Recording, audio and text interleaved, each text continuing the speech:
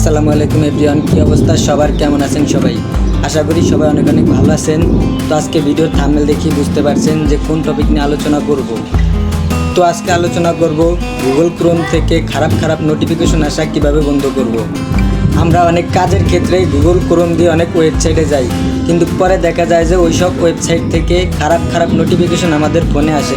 ওইসব নোটিফিকেশন ভাই বেড়াদার এবং আত্মীয় স্বজন কেউ যদি দেখে তাহলে তাদের সামনে লজ্জার মুখে পড়তে হয়। তো আজকে শিখবো কিভাবে খুবই সহজে ওইসব নোটিফিকেশন আসা বন্ধ করব।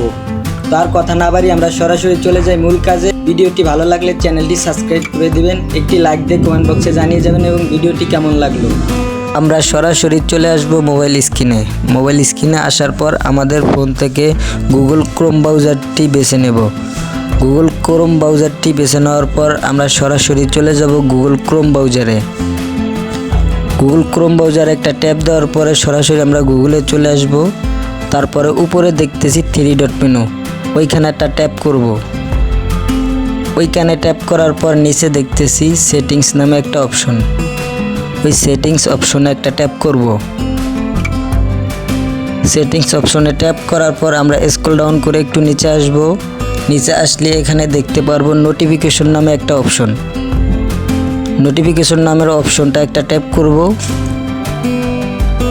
ওইখানে ট্যাপ করার পরই আমরা এখানে দেখতে পারবো যে অল ক্রোম নোটিফিকেশন নামে একটা অপশন আছে, ওই অপশনটা আমাদের চালু হয়ে রয়েছে।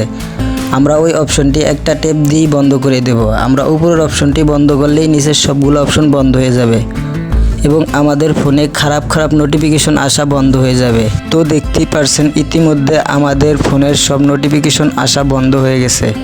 আপনিও চাইলে খুব সহজে এইরকমভাবে আপনার ফোনে খারাপ নোটিফিকেশন আসা বন্ধ করতে পারেন। তো তারপরে আপনি সরাসরি আপনার ফোনের স্ক্রিনে চলে যাবেন।